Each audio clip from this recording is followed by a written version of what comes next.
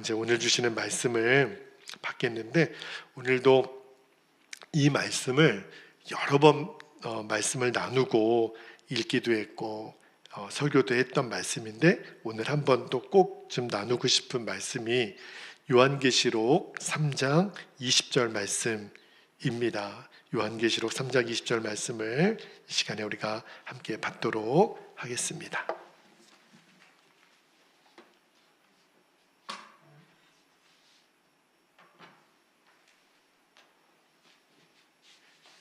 이 말씀도 아마 여러분들이 암송하실 수 있는 말씀이 되실 것 같아요. 그렇게 하실 수 있는 분들은 눈을 감고 말씀을 읽으셔도 좋겠습니다. 볼지어다, 함께 읽겠습니다. 시작. 볼지어다 내가 문 밖에 서서 두드리노니 누구든지 내 음성을 듣고 문을 열면 내가 그에게로 들어가 그와 더불어 먹고 그는 나와 더불어 먹으리라. 아멘. 하나님 말씀입니다. 오늘 여기 요한계시록 3장 20절에 중간에 누구든지 내 음성을 듣고 문을 열면, 이 문을 열면이라는 표현이 오늘 설교의 핵심이 되겠는데, 그 설교 제목으로 삼고 말씀을 좀 나눌게요. 지난주에 성령 집회 때 여러분 어떤 말씀을 나눴는지 기억나시죠? 잠언 4장 23절에 정말 우리가 생명을 다해 지킬 것, 우리가 지킬 만한 모든 것 중에 가장 중요한 것이 우리의 마음, 어떠한 대가를 치러서라도 마음을 지켜야 돼요. 여러분 생각해 보면 우리가 지켜야 될 것이 너무 많죠. 집도 지켜야 되고, 돈도 지켜야 되고, 지갑도 지켜야 되고, 핸드폰 잃어버려본 경험 있으시죠? 핸드폰도 지켜야 돼요. 그리고 시간도 지키고 자유도 지키고, 그런데 그런 모든 것과 비교할 수 없는, 우리가 정말 생명을 다해 지켜야 될 것이 우리의 마음입니다. 왜 사람이 무너지냐면 마음을 못 지켜서 무너지는 거예요. 마음이 무너지니까 인생이 무너지는 거예요. 그러니까 마음이 바뀌지 않으면 우리의 인생은 절대로 바뀌지 않습니다. 그런데 마음만 잘 지킨다면 지금 상황은 좀 어렵더라도 그 사람은 반드시 하나님이 다시 쓰세요. 다시 역전시키세요. 하나님은 우리를 절대로 버려두지 않으시거든요. 근데 중요한 것은 내 마음을 지켜야 돼요. 자, 그런데 오늘 말씀에 우리가 마음을 지키는 유일한 방법은 내가 어떤 힘으로 지키는 게 아니라 예수님이 내 안에 오시면 돼요. 그러니까 예수님이 내 안에 들어오신 사람, 그럼 마귀가 어떻게 할 수가 없죠. 자, 그런데 여러분, 누군가 우리 집에 들어온다고 했을 때, 제가 여러분의 집에 신방을 가면, 자, 제가 초인종을 밖에서 누른다고 한번 생각해 보시면, 자, 제가 여러분의 집에 들어가려면 여러분이 제일 먼저 해야 될 게 뭐죠? 문을 열어주시는 거예요. 아이고, 목사님 오셨습니까? 문을 열어줘야 제가 들어갈 거 아니에요. 아니, 문도 안 열어주고 목사님 말씀하세요 그러면 제가 어떻게 거기서 말을 하겠어요? 문을 열어야 돼요. 그러니까 예수님이 내 안에, 내가 예수님을 영접한다라고 하는 것은 예수님이 들어오실 수 있도록 문을 여는 거예요. 자, 오늘 말씀을 다시 한번 볼게요.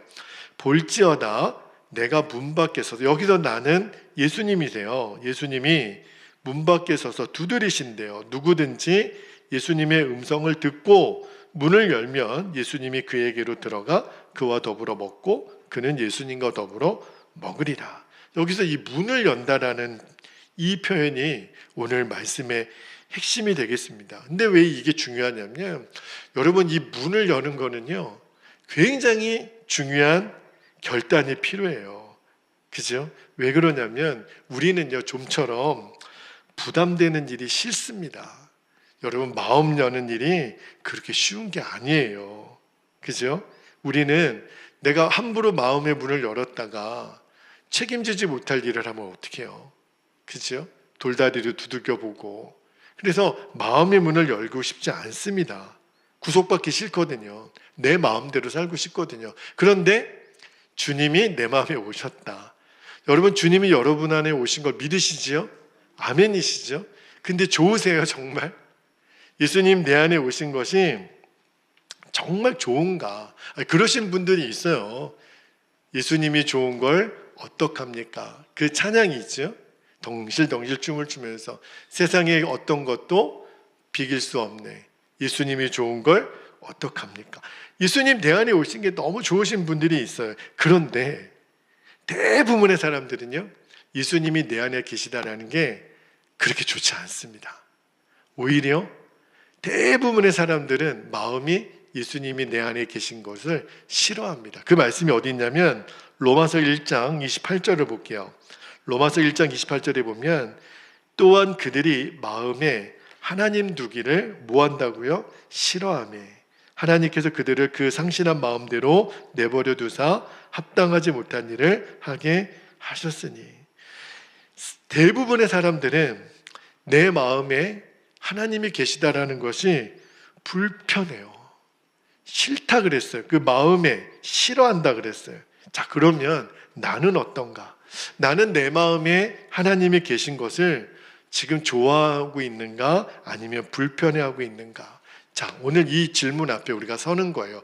마귀가 저와 여러분을 속이는 것 중에 하나가 뭐냐면, 하나님이 너 안에 있으면 너 불편하지 않겠니? 이거예요. 야, 하나님이 어떻게 너 같은 죄인의 마음에 계시겠어? 그리고 너 생각해봐. 목사님이 니네 집에 같이 있는 것도 끔찍한데 하나님이 너와 지금 너의 마음이 있다? 야, 그거 너 마음대로 이제 못 사는 거야. 그거는 말도 안 되는 일이야. 이게 마귀가 우리를 속이는 속임수예요. 근데요, 내 육신의 자아가 그 마귀의 속임수가 너무 그럴듯한 거예요. 하나님이 내 마음에 계시면 내 마음대로 못 살 것 같은 거예요. 먹고 싶은 거, 가고 싶은 거, 하고 싶은 거, 보고 싶은 거. 아니, 하나님이 내 안에 계신 것이 진짜 내가 너무 좋은 사람은 그런 고민을 안 하는데, 여전히 내가 하고 싶은 게 많고 보고 싶은 게 많고 먹고 싶은 게 많고 가고 싶은 데가 많은 사람은 하나님이 내 안에 계신 게 불편해요. 지금 굉장히 많은 그리스도인들의 마음 상태가 그렇습니다. 우리는요, 이런 생각을 할 때가 있어요. 하나님이 마귀가 내 안에 역사하지 못하도록 왜 지켜주시지 않느냐고, 그렇게 하나님 앞에 원망하는 사람도 봤어요. 그런데요, 입은 삐뚤어져도 말은 바르게 하라고. 하나님이 마귀가 나에게 역사하지 못하도록 안 지켜주시는 게 아니에요. 실은 내가 하나님이 내 마음에 지금 주인 되시도록 되어진 상태를 거부하고 있는 거예요. 그게 문제예요. 여러분, 우리는 예수님이 십자가에서 흘려주신 보혈 때문에 구원받은 거 믿으시죠? 세상의 모든 사람들이 다 받은 은혜예요. 다 우리가 동일한 은혜를 받았죠. 예수님의 보혈 한 방울이면 마귀와 모든 귀신들을 다 모아도 예수님의 보혈은 능히 이겨요. 그런데 문제는요, 내 마음이 원치 않으면, 그러면 아무런 힘이 안 되는 거 있죠. 그래서 내 마음을 지키라는 거예요. 그런데 반대로 우리가 내 마음의 문을 열고 예수님 내 안에 오세요. 그러면 예수님이 우리 안에 오세요. 그리고 예수님이 내 마음을 다스리시면, 그러면 게임 끝나는 거죠. 자, 그러기 위해서 오늘 결정적으로 중요한 말씀 하나만 좀 나눌게요. 굉장히 단순한 도식이에요. 예수님이 내 안에 들어오시는 거 위해서 제일 먼저 해야 될 일이 마음의 문을 여는 거예요. 근데 이게 좀처럼 쉽지 않습니다. 여러분, 그 예수님이 그 어떤 문 밖에서 문을 두드리는 그 성화가 있어요. 보신 적 있는지 모르겠는데 그 성화에 보면 문고리가 없습니다. 그러니까 예수님이 내 마음의 문을 예수님도 직접 여시지는 않으시겠다는 거예요. 그러면 내 마음의 문은 누구만 열 수 있는 거죠? 나밖에는 못 열어요.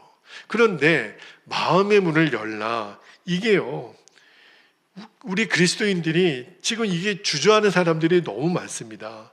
내 마음의 문을 여는 게 너무 부담스러운 거예요. 여러분, 근데 잘 생각해 봐야 돼요. 내 마음의 문을 여는 게 도대체 누가 부담스러운 걸까?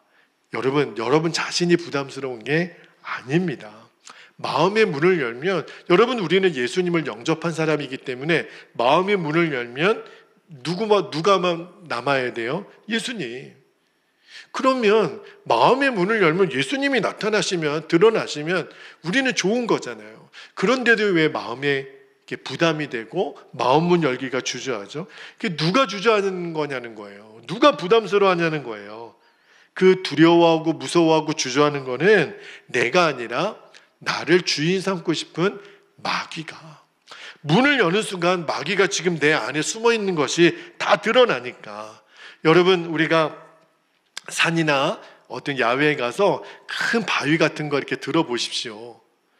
그러면 그 밑에 있는 벌레들이 막 혼비백산해가지고 갑자기 빛이 임하니까 우리가 그런 광경을 보잖아요. 마찬가지로 내 안에 마음의 문을 여는 것이 싫은 거는 내가 아니라 내 안에 교묘히 들어와서 주인 노릇하고 있는 마귀예요. 왜? 자기의 정체가 드러나니까.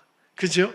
그러니까 우리가 자꾸 마음을 숨기고 감추려고 하는 것은 이미 내 마음이 마귀에게 뺏긴 거예요. 마귀가 열지 마. 절대 마음의 문을 열지 마. 그래야 자기 마음대로 다스리니까.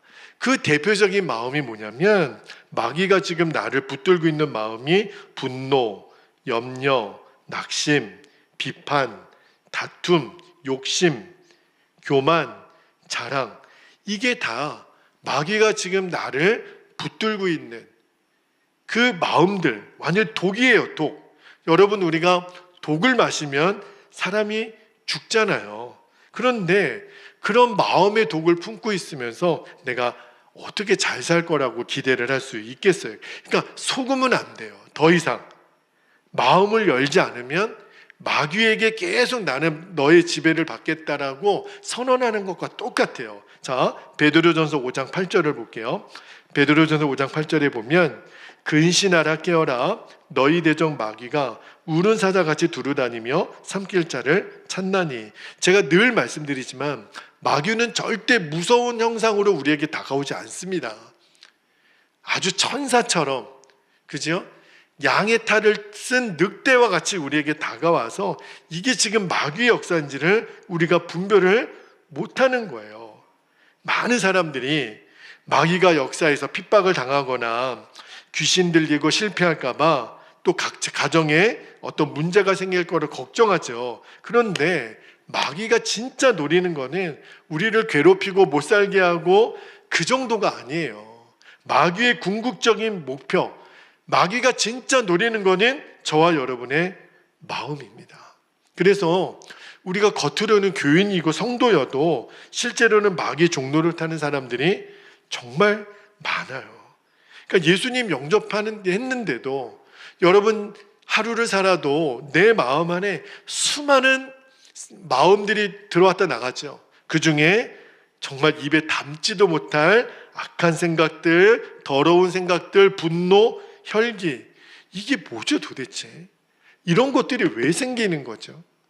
그때 여러분 빨리 예수님의 이름으로 대적하고 쫓아내시기를 축복합니다. 그 마음을 절대 품어서는 큰일 나요. 그러면 또 내 마음을 마귀에게 빼앗기고 맙니다. 그래서 지금 많은 성도들이 예수님을 영접했는데도 내 마음을 마귀에게 완전히 유린당하는 성도들이 너무 많아요. 그러니까 마음을 열라 그러면 기겁을 하는 거죠. 그게 내 안에 있는 악한 영들이 기겁하는 거예요. 여러분, 나를 포함해서 지금 저와 여러분이 마치 엑스레이를 찍으면, MRI를 찍으면 우리 몸의 모든 기관들이 다 드러나듯이 우리의 마음이 서로 볼 수 있도록 다 드러난다면 여러분, 우리가 이렇게 서로를 마주보고 있을 수 있을까요? 지금 여러분이 제 안에 있는 마음을 다 아시고 지금 내 옆에 앉아있는 사람이 내 마음을 다 안다 그러면 우리 이렇게 편안하게 얼굴 보고 앉아있을 수 있을까요? 쉽지 않을 거요. 그런데 여러분, 내 마음을 보는 사람이 목사님이 내 마음을 어떻게 알겠어? 아마 여러분 그렇게 생각하실지도 모르겠지만 그러나 그렇다고 괜찮은 게 아니에요. 주님은, 내 안에 계신 주님은 당연히 보시지만 허다히 많은 증인들이 내 마음을 보고 있다니까요. 자, 여러분 히브리서 12장 1절을 볼게요. 히브리서 12장 1절에 보면 이러므로 우리에게 구름같이 둘러싼 허다한 증인들이 있으니 모든 무거운 것과 얽매이기 쉬운 죄를 벗어버리고 인내로서 우리 앞에 당한 경주를 하며. 그러니까 평상시에 마음을 감추고 사는 게 진짜 사실은 무서운 일이에요. 왜요? 결국은 하나님 앞에 가면 다 드러날 거잖아요. 우리가 하나님 앞에 서게 되는 날, 저와 여러분이 마음에 품었던 것들, 행동했던 것들이 다 드러나는 날이 있을 거예요. 여러분, 그때 우리가 서로 얼굴을 볼 때 민망하지 않으려면, 그죠? 목사님이 그런 마음 품고 사셨어요. 그런 행동을 하셨어요. 우리 안 볼 때 그랬었어요. 우리가 서로 다른 사람의 나를 안 볼 때 했던 말과 행동, 내 마음들이 다 드러나게 되는 날, 그거 감당을 어떻게 하겠어요? 주님 앞에 그거를 어떻게 감당하겠어요? 그러니까 마음을 이 여는 일은 절대 뒤로 미뤄서는 안 됩니다. 그러니까 지금부터 마음을 서로 열어야 돼요. 저희 아내가 가끔 가다가 저한테 그런 말을 할 때가 있어요. 당신은 내 마음을 몰라요. 같이 정말 23년을 같이 살았는데 내가 아내 마음을 모르나. 근데 그거는 아내의 주관적인 판단이니까 제가 존중해야죠. 그렇죠? 여러분, 우리가 부부로 살고 또 부모 자녀로 살고 이렇게 교인들끼리 만나서 사는데 여러분은 담임 목사인 제 마음을 아십니까? 제가 지금 무슨 고민하고 있는지 아세요? 아마 여러분도 목사님은 제 마음 아세요? 묻고 싶으실 거예요. 남편은 아내의 마음을 알까? 아내는 남편 마음을 알까? 자녀들은 부모 마음을 알까? 부모는 자녀들의 마음을 알까? 제일 난감한 거는 이렇게 우리가 모여서 열심히 신앙생활하고 예배하고 하는데도 도무지 서로의 마음을 모를 때가 있어요. 무슨 마음을 갖고 계실까? 그죠? 여러분, 내가 내 마음이 굳어지는 거를 본인이 모를 수도 있다니까요. 그래서 어느 성도님이 그런 얘기를 하시더라고요. 목사님, 저는 제 속마음을 교인들에게는 절대 얘기 안 합니다. 제가 제 술친구한테는 제 속마음을 얘기하지만 교회 안에서는 제 속마음을 절대로 얘기하지 않습니다. 그리고 그러고 싶은 사람도 없습니다. 그러니까 철저하게 교회에 와서는 서로에게 마음을 열지 않아요. 속으로만 판단하죠. 저분은 저렇고 저분은 저래. 한 번도 말은 안 하는데 속으로만. 그러니까 우리는 서로 도대체 무슨 생각을 갖고 있는지 너무너무 답답해요. 제가 이제 12월 둘째 주에 당회를 하잖아요. 그때도 한번 말씀을 드리겠지만 저희 교회가 내년에 중요한 일을 하나 또 시작을 하려고 합니다. 우리 성도님들이 이 일에 저와 마음을 같이하여 순종해 주실 것을 부탁을 드리고 제가 미리 좀 언지를 드릴게요. 제가 2026년 새해부터 아마 처음 한 3달 정도는 제가 예수님과 동행하는 삶에 대한 메시지를 주일마다 전할 겁니다. 그리고 여러분과 함께 이제 매일 일기를 같이 쓰는 일을 시작을 할 거예요. 아마 여러분이 좀 난감하실 수도 있어요. 초등학교 때나 일기 쓰는 거지 뭐 지금 일기를 쓰게 하나. 근데 그동안 제가 굉장히 오랜 시간을 마음으로 준비하고 기도해 왔었는데 주님이 더는 미루지 말라는 마음을 주셔서 2026년부터는 우리 베델교회 성도들은 다 예수 동행 일기를 매일 같이 남자방하고 여자방이랑 이렇게 나눠서 하려고 해요. 여러분들이 꼭 기억하시고 그 일을 위해서 주님이 저에게 이제 시작하라는 사인을 분명히 주셔서 시작을 하려고 합니다. 쉽게 말하면 일기를 쓰는데 주님 앞에 그리고 공동체 앞에 일기를 같이 쓰는 거예요. 근데 제가 왜 이 일을 이제 드디어 시작을 하려고 하냐면 이제는 더 이상 미뤄서는 안 되겠다라는 생각이 드는 게 저도 여러분에게 여러분도 저에게 우리가 서로에게 마음을 진짜 열고 살기를 원하는 거예요. 왜?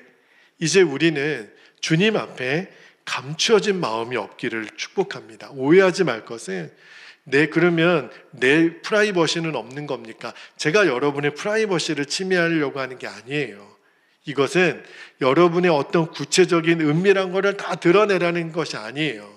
적어도 내 마음의 문에 마귀가 나를 지배하지 못하도록 예수님의 빛으로 내 마음을 비추는 역할이 바로 동행일기를 같이 쓰는 겁니다. 마귀가 내 안에 숨어있을 공간을 완전히 차단하는 거예요. 그게 이제 예수 동행일기의 유익인데, 저는 이 일을 통해서 이전까지 제가 어제까지 일기를 쓴 게 보니까 한 3,800번 정도 일기를 썼더라고요. 그러니까 한 12년 동안을 일기를 계속 써왔던 것 같아요. 근데 제가 이게 일기를 이렇게 여러 목사님들이랑 저는 같이 쓰고 있는데 이게 뭘까? 이게 뭐냐면 내 마음의 문을 여는 훈련이에요. 시간과 공간이 다 떨어져 있어요. 일본에 있는 우리 목사님들, 서울에 있는 목사님들, 또 중부 지역에 있는 목사님들 다 이렇게 떨어져 있지만 매일 만나서 같이 교제하는 듯한 그 기쁨을 누려요. 그래서 어떤 때는요, 제 육신의 가족보다도 속마음을 더 많이 하는 그 지체들이 그 나눔방에 있는 목사님들이세요. 부탁을 드리는 거는 일기를 쓴다고 하니까 여러분 미리 겁내지 않기를 축복합니다. 이렇게 뭐 대단히 많은 것을 쓰라는 것도 아니에요. 그냥 이런 겁니다. 오늘 하루의 일과를 여러분들이 보내실 거 아니에요. 그러면 어떤 힘든 일이 있었을 거 아니에요. 근데 내가 뭐 때문에 힘들었다, 그것도 안 쓰셔도 돼요. 그러나 내가 이런 어떤 어려움이 있어서, 그것도 구체적으로 안 써도 돼요. 어떤 상황에서 힘든 일이 있었는데, 구체적인 내용은 안 쓰고 힘든 일이 있었는데 그때 내가 주님을 바라보고 이겼습니다. 어떤 때는 넘어질 수도 있죠. 제가 주님 바라보지 못하고 그만 넘어지고 말았습니다. 이것만 쓰셔도 돼요. 그거는 무슨 의미냐면 내 마음의 문을 열었다는 거예요. 우리는 그 일에 대해서 우리가 서로 그렇게 일기를 볼 거거든요. 그러면 무슨 일로 인해서 힘이 들었는지 서로 판단하는 게 아닙니다. 우리가 댓글로 같이 격려할 때 그러셨습니까? 어떤 일인지 몰라도 권사님 제가 기도로 응원하겠습니다. 그러니까 미주알 고주알 다 공개하라는 게 아니에요. 여러분, 마귀가 주는 생각을 내 생각인 것처럼 공개할 이유는 없죠. 제가 최근에 동행일기를 쓰는데 위기가 한번 왔어요. 어떤 위기가 왔냐면, 제가 저희 그 지방에 있는 우리 목사님들 중에 몇몇 분이 제 마음을 좀 힘들게 하시는 것 같아요. 본인들은 모르세요. 그냥 순전히 제가 혼자서 판단한 거예요. 왜 그러실까? 제 마음이 너무너무 어려워서 밉더라고요. 그리고 막 불평이 나오고 원망이 나가는데, 자, 문제는 일기를 써야 되니까 이게 어떻게 써야 될지 엄두가 나지 않는 거예요. 두 가지 그 딜레마가 있더라고요. 그냥 내가 목사님들 미워했던 거 뭘 굳이 내가 이게 일기에 쓰나, 그냥 넘어가지. 그러니까 주님이 너 지금 거짓말로 쓰는 거 아니냐, 이런 마음을 주시는 것 같고, 그리고 있는 대로 쓰자니 너무 제가 좀 너무 저질인 것 같고, 또 마음이 불편하니까 그래서 쓰지도 못하겠고 이렇게 갈팡질팡하는데, 주님이 그런 마음을 주세요. 너 지금 다른 목사님들 때문에 너 마음이 지금 분노가 일어나고 실망했다 그러고 그들을 정죄하는 마음이 도대체 누가 준 마음이냐라는 것을 물으시는 거예요. 가만히 생각해 보니까 그 마음은 주님이 주신 마음은 아닌 것 같아요.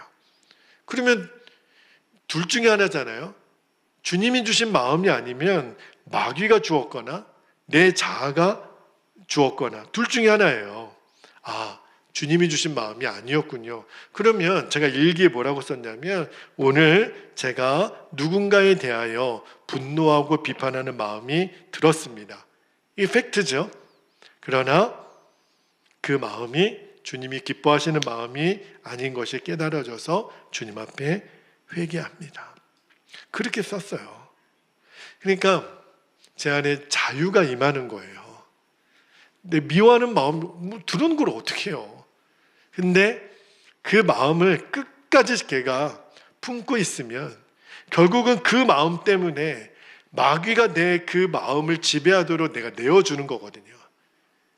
마귀는 계속 누군가를 미워하게 하면서 내 마음의 짐에 교묘히 숨어 있는 거거든요. 적어도 말입니다. 마귀가 내 마음을 지배하지 못하도록 그거는 막아야 될 거 아니에요. 그래서 결단하고 쓴 거예요. 내 마음의 문을 여니까 마귀가 주는 생각이 분별이 되더라는 거예요. 어떤 여자 집사님이 전에 섬기던 교회에서 일기를 쓰는데 그런 질문을 하셨어요. 시어머니가 교회를 안 다니는데 그렇게 핍박을 한대요.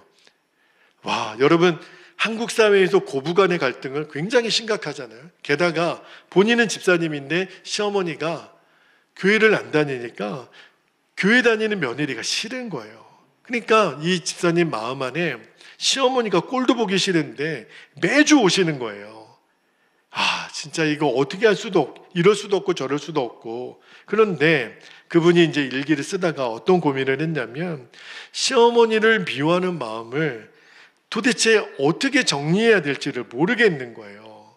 그죠? 그러니까 이 마음의 문을 만약에 열지 않으면 이분은 끝까지 그 시어머니 전도는 꿈도 못 꿉니다. 왜냐면 미운데 어떻게 해요? 그런데 그분이 고백을 하셨어요. 시어머니가 너무너무 밉지만 그러나 주님이 시어머니를 싫어하는 마음을 정리하라는 마음을 주신다고 그렇게 고백을 하셨어요. 그러니까 그 마음이 정리가 되니까 성령님께서 시어머니에게 사랑한다고 고백해보라. 예수님이 시어머니를 사랑한다고 그렇게 전해드려보라. 그런 마음의 음성을 주시더라는 거예요. 여러분, 이거는요, 마음을 감추고 거짓말하는 것과는 전혀 다른 거예요. 그죠? 여러분, 그때부터 주님이 일을 하기 시작하는 거예요.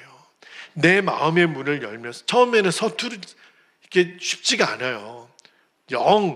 여러분이 그 직장에 가서도 또는 가정에서도 아마 내가 마음의 문을 열고 주님이 하라고 하는 대로 순종하면 미쳤다고 할 수도 있을 거예요. 이 사람이 죽을 때가 된다. 왜 이렇게 반응하지? 그렇게 여러분을 여길 수도 있어요. 그런데 일단 마음의 문을 열면 주님이 내 안에 새로운 일을 시작하세요. 왜냐하면 적어도 마귀의 역사가 뭐라는 것이 드러났기 때문에 이대로는 안 하는 거거든요. 미워할 수가 없는 거예요. 이게 마귀의 역사라는 거를 안 이상은. 그죠? 그러니까 그거에 반대로 내가 평상시에는 막 화가 나가고 나도 했던 대로 막 공격이 나가지만 주님이 그거를 허락을 안 하세요. 그러니까 오히려 내 주변에 있는 사람들이 이상하다. 며느리가 갑자기 왜 이러지? 아니 이 직원이 왜 이러지? 우리 남편이 우리 아내가 왜 이러지? 오히려 그들이 더 걱정을 하게 돼요.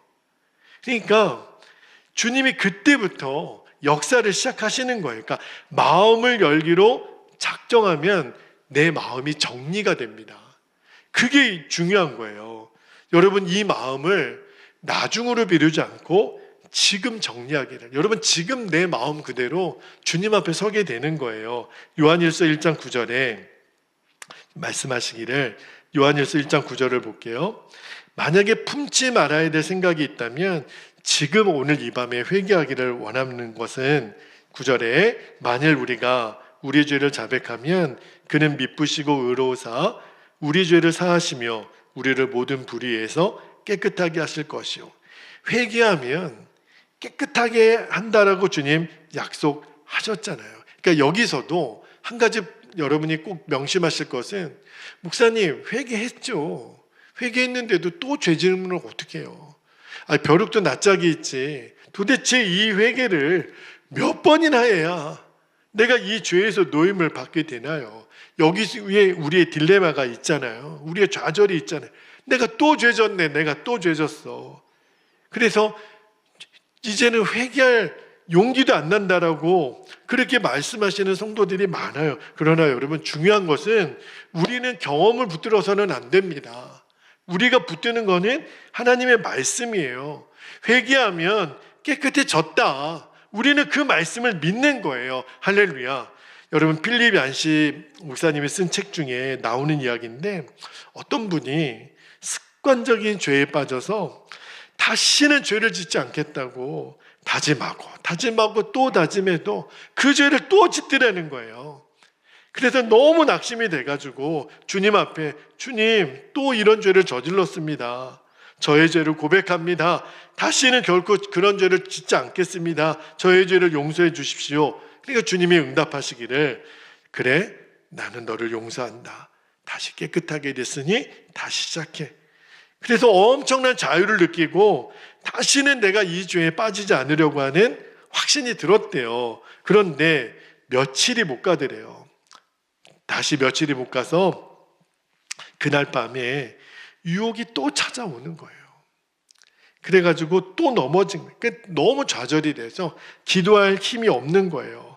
다시 죄를 짓지 않겠다고. 오늘 아침에도 기도했는데 내가 또 무너졌으니 얼마나 마음의 자책감이 심하겠어요. 그래서 하나님 앞에 떠듬떠듬 이렇게 기도하기 시작합니다. 하나님, 저 어찌해야 될지 모르겠습니다. 또 죄를 짓고 말았습니다. 그때 주님이 물으시기를, 무슨 죄를 저지었다고? 이 사람이 겨우겨우 입을 열어 대답하기를, 그 죄 말입니다. 바로 오늘 아침 드렸던 그 죄 말이에요. 그러니까 주님이 뭐라고 말씀하시냐면, 무슨 말인지 모르겠어. 난 아무 기억도 없는데. 그렇게 응답을 하시더래요. 여러분, 우리는 회개했다면 나는 깨끗함을 받았다. 근데 또 넘어졌으면 어떻게 해요? 또 이 말씀 붙들고 회개하는 거예요.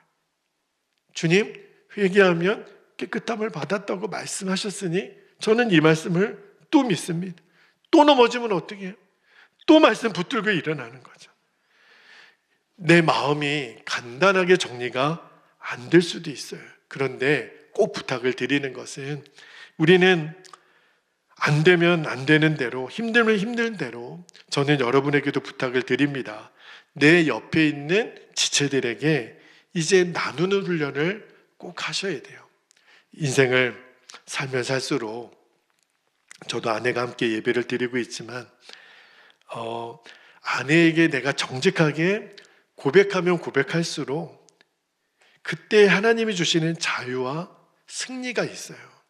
아내에게 감추고 은밀한 시간을 갖고, 그러면 결국 어떤 거를 제가 결단하는 거냐면, 나는 그 죄에서 노임받지 않을 거야를 시인하는 것과 똑같아요. 놀라운 거는 내가 고백하면, 내 마음을 드러내면 그때 내게 승리가 임합니다. 여러분, 일기를 쓰면서 제가 그런 생각이 들 때가 있어요. 목사인데, 아마 여러분도 나중에 이제 저와 같이 일기를 쓰면서, 야, 목사님 수준이 이거밖에 안 돼, 실망하실 수도 있어요. 그런데 거짓말하고 싶지는 않아요. 있는 모습 그대로 제가 여러분에게도 저의 하루를 나누고 쓸 거예요. 그런데 하루는 너무너무 부끄러운 죄를 짓고, 이거는 내가 죽어도 공개를 못하겠다, 그런 마음이 들 때가 있어요. 너무 부끄럽고, 그리고 그것만 쏙 빼고 잘한 것만 쓰자니 내가 너무 가증스럽고, 도대체 이거 써야 되나 말아야 되나. 근데 주님이 그런 마음을 주세요. 그때가 써야 되는 때야. 그때가 써야 되는 때야. 그래서 어떤 내용이라고는 쓰지는 않았지만 오늘 제 마음이 너무 비참합니다. 정말 이런 마음 품어서는 안 되는데 죽고 싶은 마음도 들었습니다. 그렇게 이제 일기를 썼어요. 그런데 그 나눔방에 있는 목사님들이 정말 기다렸다는 듯이 댓글을 달아주시는데 이런 내용이에요. 고백해줘서 고맙다고, 그거를 나눠줘서 고맙다고. 목사님 비하면 저는 정말 제 자신에 비하면 목사님은 양반이라고, 저는 더 저질이고 악질이고, 그리고 제가 목사님과 동일한 마음으로 기도할 때니 힘내라고. 그 목사님들이 댓글을 보면서 제가 숨이 쉬어지더라고요. 아, 내가 어떤 모습이라도 이렇게 나를 받아줄 마음의 준비가 되어진 공동체가 있다는 게 얼마나 감사한지. 저는요, 우리 베델교회가 정말 그렇게 됐으면 좋겠어요.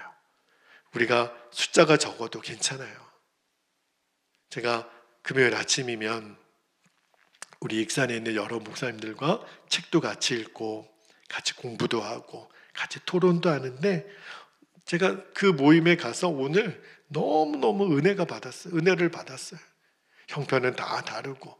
그런데 목사님들이 너무 좋으시더라고요. 나중에 제가 그 목사님들에게도 이 동일기 같이 쓰려고 전도하려고 그래요. 근데 제가 오늘 은혜를 나누다가 우리 베델교회 성도들 한 사람 한 사람이 생각이 나는 거예요.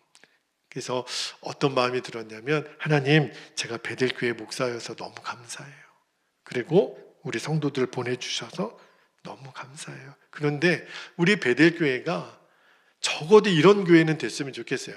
내가 어떤 일을 고백했을 때, 내 허물이 드러났을 때 그게 우리에게 흉이 아니라 그 사람의 허물이 나의 허물이고, 그 사람의 아픔이 나의 아픔이고, 그 사람의 연약함이 나의 연약함이 될 수 있는 그런 교회가 되기를, 그런 기도가 아침에 그렇게 나오더라고요. 여러분, 그 일은요, 우리의 마음이 열리면서부터 시작이 되는 거예요. 제가 단언컨대 마음의 문을 열면 누구라도 살아납니다.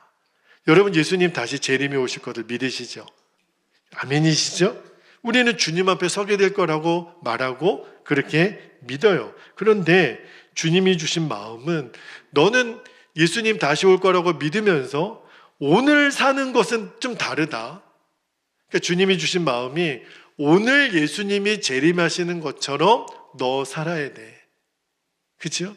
그러니까 감추지 말라는 거예요. 마음을 열고 살라는 거예요. 여러분, 마음을 연다라는 것과 예수님을 바라보고 사는 것이 사실은 똑같은 말입니다. 예수님 내 마음에 열면 예수님 내 안에 들어오시니까 내가 그 예수님을 바라볼 수밖에 없잖아요. 근데 내 마음의 문을 열면 예수님이 내 마음의 문을 강제로 열고 안 들어오신다니까요. 내가 열어야만 들어오세요. 그게 예수님 바라보는 것의 시작이구나. 그래가지고 누구에게라도 마음의 문 좀 열어봐요. 좀 마음의 문 좀 열어봐요. 그래서 딱 마음의 문을 열었는데 예수님이 보이는, 너무 신나는 거잖아요. 내 마음을 열었는데 내 안에 계신 예수님이 누군가, 오, 목사님 안에는 예수님이 이렇게 가득하네요. 여러분이 여러분의 마음을 열었는데, 와, 우리 권사님 마음에는 예수님밖에 없네요. 집사님 마음에는 예수님밖에 없네요. 여러분의 마음이 예수님만 드러내는 마음이 되기를 축복합니다. 그러려면 마음의 문을 여는 거예요. 그러면요, 우리가 무슨 핍박이 와도, 어떤 죽음이 눈앞에 와도 담대할 수 있는 거죠. 예수님이 내 안에 100% 충만하신데, 그죠? 마귀가 내 안에 발붙일 틈이 0.0001%도 안 되는데, 그러면 되는 거죠. 그게 우리를 구원하기 위한 하나님의 계획이고 방법이라고 믿습니다. 여러분 함께 기도해 주세요. 그래서 12월 한 달 동안에 그 준비하는 작업을 할 거고, 제가 1월에부터 그 메시지도 여러분과 나누고, 그렇게 우리가 이제 나눔 동행일기를 시작해 보려고 그래요. 어려워하지 않으셔도 돼요. 하나하나 여러분에게 그런 도움을 드릴 수 있는 팁을 다 드리고 편안하게 우리가 쓸 수 있도록 그렇게 준비는 하고 여러분에게 나누어 드릴 겁니다. 아무 걱정하지 마시고, 일기를 한번 써본다, 그렇게 편안하게 마음 먹으시고 따라오시면 되실 것 같아요. 그러나 핵심은 내 마음의 문을 여는 것이 예수님 바라보는 것과 똑같다라는 것, 그게 구원의 시작이에요. 이제 우리 함께 기도할 텐데, 두 가지 기도 제목을 우리가 붙들고 기도하겠습니다. 첫 번째는 항상 내 마음을 열고 살게 하소서, 그렇게 기도하세요. 그래서 죄의 종로를 됐던 마음들이 하나하나 정리되는 거예요. 이게 주님이 주신 마음이 아니었구나. 마음을 열면 구별이 되니까. 두 번째는 나의 마음을 주의 보혈로 덮어주시고, 예수님이 나의 왕, 주님이 되시는 삶을 내가 이제 보여주는 거예요. 당신의 마음을 확 열었더니 예수님만 나오는 그런 저와 여러분의 마음이 되시기를 축복합니다. 이제 허락하신 말씀과 기도의 제목을 붙잡고 이 시간 주님의 이름을 간절히 부르시고 우리 통성으로 기도하겠습니다. 주여